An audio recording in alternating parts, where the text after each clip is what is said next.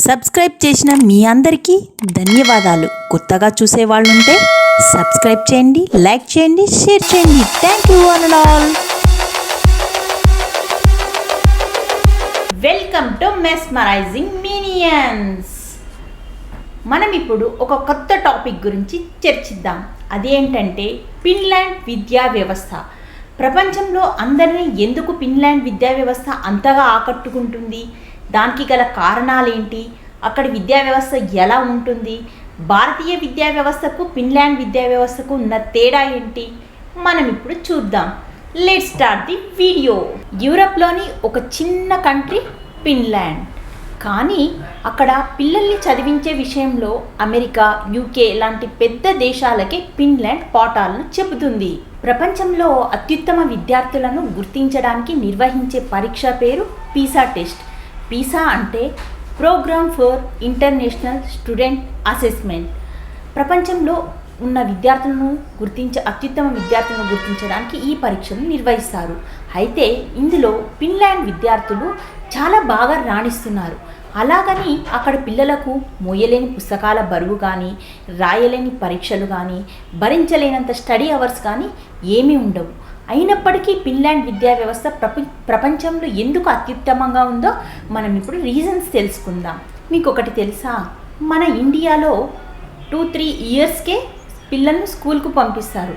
కానీ ఫిన్లాండ్లో పిల్లలు స్కూల్లో అడుగు పెట్టాలంటే 7 ఇయర్స్ నిండి ఉండాలి, అప్పుడే వాళ్ళు స్కూల్కు పంపిస్తారు. అలా అని వాళ్ళు నేర్చుకునే వయసును వృధా చేసుకోరు. అక్కడ డే కేర్ సెంటర్స్ ఉంటాయి. అందులో పిల్లలకు మెదడుకు పదును పెట్టే సామర్థ్యాన్ని పెంపొందిస్తారు. అలాగే అక్కడ ఉండే టీచర్స్ కూడా 6 ఇయర్స్ లోపల పిల్లలకు నేర్చుకునే సామర్థ్యంపై దృష్టి పెట్టి వాళ్ళు నేర్చుకునేలా చేస్తారు. అంటే అందరితో కలిసి ఆడుకోవడం, పద్ధతిగా తినటం, టైంకు నిద్రపోవడం, పరిశుభ్రతను పాటించడం, ఇతరులకు సహాయం చేయటం, షేరింగ్, సామాజిక స్పృహ, భావ వ్యక్తీకరణ ఇలాంటి జీవన నైపుణ్యాలన్నీ కూడా పిల్లలు నేర్చుకునేలా అక్కడ టీచర్స్ కృషి చేస్తారు. ఫిన్లాండ్లో నాకు నచ్చిన బాగా విషయం ఏంటో తెలుసా? ఇది వింటే మీరు ఆశ్చర్యపోతారు.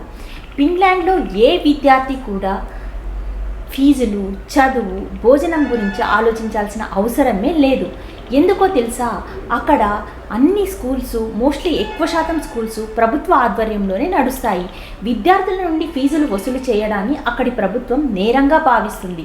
అంతేకాదు కొన్ని ప్రైవేట్ స్కూల్స్ ఉన్నప్పటికీ ఆ స్కూళ్ళ యొక్క భారం కూడా ప్రభుత్వమే భరిస్తుంది. చాలా బాగుంది కదా. మన దేశంలో మాత్రం ఇలాంటి కండిషన్స్ ఏవి కూడా లేవు. డే కేర్ సెంటర్లో అడుగుపెట్టినప్పటి నుంచి యూనివర్సిటీలో పట్టా పుచ్చుకునే వరకు ఫిన్లాండ్ గవర్నమెంటే ఉచిత విద్యను అందిస్తుంది. చాలా బాగుంది కదా ఈ విద్యా విధానం. అంటే చిన్న కార్మికుడి కుమారుడి నుండి దేశాధినేత కొడుకు వరకు అందరూ కలిసి ఒకే రకమైన విద్యా సంస్థల్లో చదువుకుని బయటికి రావాల్సిందే. చూశారు కదా అక్కడి ప్రభుత్వం విద్యార్థుల కోసం ఎంత డబ్బును ఖర్చు పెడుతుంది. కానీ మన దేశంలో తల్లిదండ్రులు వారికి వచ్చే డబ్బులో ఎక్కువ శాతం వారి యొక్క పిల్లల చదువు కోసమే ఖర్చు పెడుతున్నారు. ఇది చాలా ఆశ్చర్యం కలిగించే విషయం. నిజంగా ఫిన్లాండ్ యొక్క విద్యా సంస్కృతిని మనం మెచ్చుకోకుండా ఉండలేకపోతున్నాం. నాకైతే చాలా చాలా నచ్చింది. మీకు తెలుసా, ఫిన్లాండ్లో స్కూల్లో యూనిఫామ్ సిస్టమ్ను ఎప్పుడో పక్కన పెట్టేశారు. అలాగే చదువు, పుస్తకాలు పిల్లలకు భారం కాకూడదని భావించి హోంవర్క్ సంస్కృతిని కూడా పక్కన పెట్టారు. మరి 6వ తరగతి వచ్చేంత వరకు పిల్లలు ఇంటికి వచ్చే హోంవర్క్ చేయాల్సిన అవసరం లేదు. కానీ 6వ తరగతి దాటిన తర్వాత మాత్రం వాళ్ళకి ఇచ్చే హోంవర్క్ కూడా అరగంటకు మించి ఉండదు. అంటే వాళ్ళ బ్రెయిన్ పైన పడే బర్డన్ చాలా చాలా తక్కువగా ఉంటుంది. ఫిన్లాండ్లో పిల్లల నిద్రకు చాలా చాలా ఇంపార్టెన్స్ ఇస్తారు. అందుకే అక్కడ 9 తర్వాత మరియు మధ్యాహ్నం 2:30 వరకు మాత్రమే స్కూల్స్ ఉంటాయి. అంటే హై స్కూల్ పూర్తయ్యేంత వరకు వంటిపూట బడులు మాత్రమే ఉంటాయి. ఇంకా ఆశ్చర్యకరమైన విషయం ఏమిటి అంటే రోజులో 4 సబ్జెక్టులు మాత్రమే టీచ్ చేస్తారు. మరి మిగిలిన సమయాన్ని వాళ్ళు ఏం చేస్తారంటే వారి యొక్క జ్ఞానాన్ని పెంచుకోవడానికి, వారి యొక్క సామర్థ్యాలను పెంచుకోవడానికి ఉపయోగిస్తారు. అంటే అక్కడ ఎలాంటి బట్టి విధానం కూడా ఉండదు అని మనం చెప్పవచ్చు. ఎంతో అభివృద్ధిని సాధించిన ఫిన్లాండ్ విద్యా వ్యవస్థ ఒకప్పుడు ఎలా ఉండేదో మూలాల్లోకి వెళ్దాం. అయితే ఒక 50 ఏళ్ల క్రితం ఫిన్లాండ్ విద్యా వ్యవస్థ మామూలుగానే ఉండేది. అక్కడ జనాభాలో హై స్కూల్ చదువుకున్న వారు కేవలం 10% మాత్రమే ఉండేవారు. కానీ 1970 నుండి ఫిన్లాండ్ విద్యా వ్యవస్థలో సమూల మార్పులు తీసుకుని వచ్చింది. ఆ మార్పులేంటో మనం ఇప్పుడు చూద్దాం. ఫిన్లాండ్లో పుట్టిన ప్రతి ఒక్కరూ ప్రాథమిక విద్యను పూర్తి చేయాలనే నిబంధన అమల్లోకి తీసుకువచ్చింది. అలాగే డబ్బున్న వాళ్ళంతా మంచి స్కూల్స్కు వెళ్తున్నారు, సామాన్యులు మాత్రం నాణ్యమైన విద్యకు దూరం అవుతున్నారని అక్కడ ఉండే పాలకులు అర్థం చేసుకున్నారు. ఈ విషయాన్ని అర్థం చేసుకున్న పాలకులు ఏం చేశారంటే దేశ విద్యా వ్యవస్థను మొత్తం తమ ఆధీనంలోకి తీసుకున్నారు. అంటే ప్రైవేటు విద్యా వ్యవస్థను రద్దు చేశారు. 1990 తర్వాత అక్కడ విప్లవాత్మకమైన మార్పులు చోటు చేసుకున్నాయి. నాణ్యమైన విద్యతో పాటు గవర్నమెంట్ ఇంప్లిమెంట్ చేసిన ఇతర ప్రభుత్వ పాలసీలు కూడా ఫిన్లాండ్లో విద్యా వ్యవస్థ మెరుగుపరచడానికి ఒక కారణంగా చెప్పవచ్చు. It's really awesome. వేతన అసమానతలు తక్కువగా ఉన్న దేశాల్లో ఫిన్లాండ్ ఒకటిగా చెప్పవచ్చు. ఇంకా ఒక ఆసక్తికరమైన విషయం ఏమిటి అంటే అందరూ సమానంగా చదవాలి, అందరూ టాపర్స్ కావాలి అన్నదే ఫిన్లాండ్ విద్యాశాఖ యొక్క లక్ష్యం. అందుకే విద్యార్థుల మధ్య హెచ్చుతగ్గులను ఎత్తి చూపే మార్కులు, పరీక్ష సంస్కృతికి ఆ దేశం ఎప్పటికీ దూరంగా ఉంటుంది. బాగుంది కదా. అంటే మార్కులు సాధించాలి అన్న టార్చర్ అక్కడ స్టూడెంట్స్కు ఎంత మాత్రం కూడా ఉండదు. 1-2 పరీక్షలు కాకుండా వివిధ రకాల అంశాలలో విద్యార్థులు సాధించిన ప్రతిభ ఆధారంగా వారి యొక్క సామర్థ్యాన్ని అంచనా వేస్తారు. ఏడాది చివరిలో మ్యాథ్స్, సైన్స్, ఫిజిక్స్ లాంటి సబ్జెక్టులలో వాళ్ళు పరీక్ష పెట్టినప్పటికీ వాళ్లకు వచ్చే మార్క్స్ మాత్రం అక్కడ విద్యార్థులకు రివీల్ చేయరు.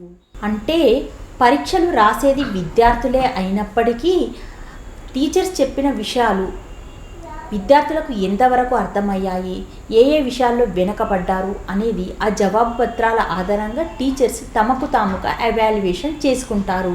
అంటే రాబో సంవత్సరాల్లో తమ యొక్క బోధనా విధానాన్ని మార్చుకుని విద్యార్థులకు తగినట్లుగా బోధన అనేది అక్కడ టీచర్స్ చేశారు. ఫిన్లాండ్లో అత్యంత గౌరవప్రదమైన వృత్తుల్లో డాక్టర్స్ తర్వాత టీచర్లదే అని చెప్పవచ్చు.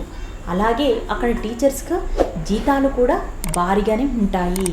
అందుకే ఫిన్లాండ్లో టీచర్ ఉద్యోగం అంటే ఓ స్టార్ ఉద్యోగం. అక్కడి కుర్రాళ్ళంతా టీచర్ ఉద్యోగానికి పోటీ పడుతూ ఉంటారు. యూనివర్సిటీ చదువుకునే రోజుల్లో నుంచే టీచర్ జాబ్ కోసం అక్కడ చాలా పోటీ ఉంటుంది. టీచర్ ఉద్యోగం సంపాదించడం అంత ఈజీ మాత్రం కాదు. ఎలిమెంటరీ స్కూల్ టీచర్ కావాలి అంటే మాస్టర్ డిగ్రీ చేసి ఉండాలి. అదేవిధంగా సెకండరీ స్కూల్ టీచర్ కావాలి అంటే PhD కంప్లీట్ చేసి ఉండాలి. ప్రతి సంవత్సరం నిర్వహించే టీచర్ పోస్టులలో కేవలం 10% మాత్రమే తుది పరిశీలనకు తీసుకుంటారు. దాన్ని జల్లెడ పట్టి చూసినట్టయితే అందులో యూనివర్సిటీ టాపర్స్ మాత్రమే ఎక్కువగా ఉంటారు. అంటే ఫిన్లాండ్లో టీచర్ ఉద్యోగాన్ని పొందడం అంత ఈజీ కాదు. అంటే టాలెంట్ ఉన్నవాళ్ళు, హైలీ టాలెంట్ ఉన్నవాళ్ళు మాత్రమే ఆ ఉద్యోగాన్ని పొందగలరు. అదేవిధంగా టాలెంటెడ్ టీచర్స్ని ఆ దేశం నెత్తిన పెట్టుకుని చూసుకుంటుంది. ప్రపంచవ్యాప్తంగా అతి తక్కువ బోధనా గంటలు, ఎక్కువ సెలవులు ఉన్న దేశం ఫిన్లాండ్. అక్కడ స్కూళ్ళు గరిష్టంగా 180 రోజులు మాత్రమే పనిచేస్తాయి. అదే ఇండియాలో అయితే దాదాపుగా 240 రోజులు పాఠశాలలు తెరిచే ఉంటాయి. అంటే ఫిన్లాండ్లో సగటున ఒక ఉపాధ్యాయుడు 600 గంటల పాటు పనిచేస్తాడు. అదేవిధంగా ఇండియాలో అయితే ఆ సమయం 1700 గంటలు. అంటే ఫిన్లాండ్ కంటే దాదాపుగా 3 రెట్లు ఎక్కువ. జీడిపిలో ఎక్కువ శాతం అమౌంట్ని విద్య కోసం అక్కడ ఫిన్లాండ్ ప్రభుత్వం ఖర్చు చేస్తుంది. ఫిన్లాండ్ విద్యా వ్యవస్థ గురించి మీరు ఎన్నో విషయాలు తెలుసుకున్నారు. అయితే నాకు బాగా నచ్చిన విషయం ఏమిటి అంటే రూరల్ ఏరియాలో ఎలాంటి ఫెసిలిటీస్తో స్కూల్ ఉంటుందో అలాంటి ఫెసిలిటీస్తో అర్బన్ ఏరియాలో కూడా సేమ్ ఫెసిలిటీస్ ఉంటాయి. అంటే రూరల్, అర్బన్ అన్న తేడా లేదు. అక్కడ స్కూల్స్ అన్నీ ఒకేలాగా ఉంటాయి. ఈ విషయం నాకు బాగా నచ్చింది. మన దేశంలో విద్యా వ్యవస్థ బట్టి విద్యా విధానానికి ప్రాధాన్యత ఇస్తే అక్కడ ప్రాక్టికల్కు అంటే ఇంప్లిమెంటేషన్కు ఎక్కువ ప్రాధాన్యత ఇచ్చింది. అదేవిధంగా జీవన నైపుణ్యాలను స్కిల్స్ డెవలప్ చేయడంపై ఎక్కువ ప్రాధాన్యతను ఇచ్చింది. అయితే మనకు వచ్చిన ఇప్పుడు నూతనంగా వచ్చినటువంటి నూతన విద్యా విధానము అనేది కూడా ఈ ఫిన్లాండ్ విద్యా వ్యవస్థను ఇంచుమించుగా పోలి ఉంది. సో త్వరలోనే మన దేశంలో కూడా ఫిన్లాండ్ పోలినటువంటి విద్యా వ్యవస్థ రాబోతుంది. మరొక మంచి ఇంట్రెస్టింగ్ వీడియోతో మీ ముందుకు వస్తాను. మీకు కనుక ఈ వీడియో నచ్చినట్లయితే లైక్ చేయండి, అలాగే షేర్ చేయండి. కొత్తగా చూసే వాళ్ళైతే సబ్స్క్రైబ్ చేయండి. Bye bye.